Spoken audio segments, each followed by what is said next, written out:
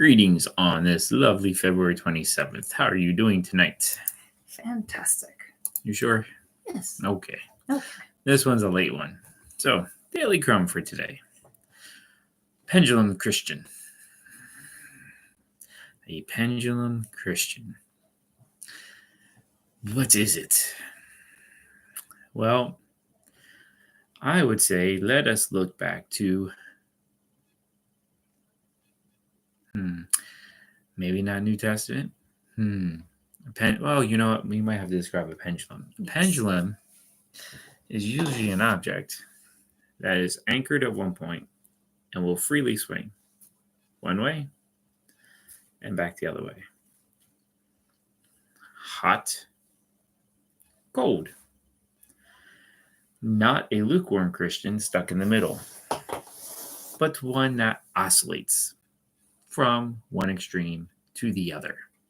Life is awesome. Life is disastrous. Life is awesome. Life sucks. Life is awesome. God hates me. That's the type of pendulum that we're talking about. So, a pendulum Christian, I think the best picture would be going back to the Old Testament. Oh, slavery sucks. God, free us. Moses shows up. Da da da da da. Free my people. Moses, go away. He made our work harder. I thought you wanted to be free. Too late. God's already on the path. But no buts. God is freeing the people. Now he's just going to make it a little bit harder. Leave Egypt. You brought us to the wilderness to die. Let's return to Egypt. At least there we got food. Really? Life is great. You got free. Life is miserable. Let's go back to where we didn't want to be. Oh, Moses, what are we going to do? Oh, go scout the land. Send forth your scouts. They come back. God said we're going to go conquer the land. Oh, we can't do that. It's too hard. Okay, then you're all going to die in the wilderness and the next generation gets their turn. Okay, we'll go. And it's disastrous. And they die in the wilderness. All of them. No, woe is us.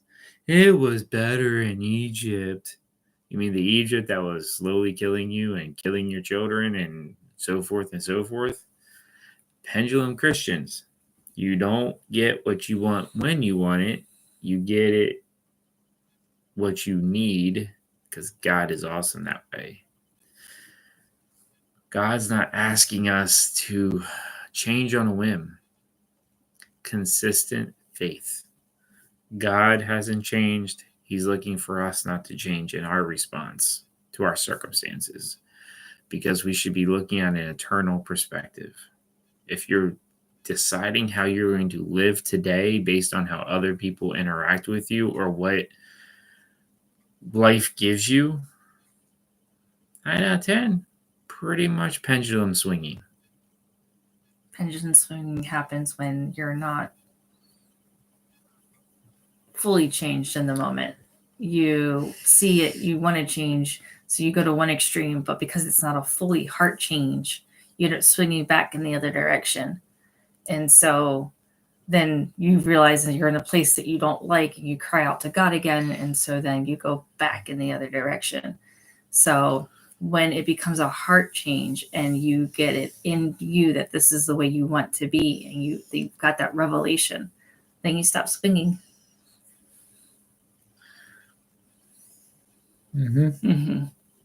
If you're around people that throw lots of temper tantrums because they're not getting what they want, woe is me, doom and gloom, pendulum swinging.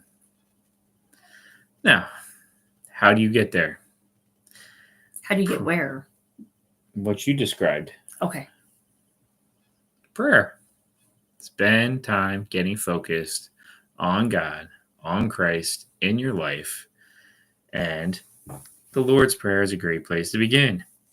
It's not about making prayer requests.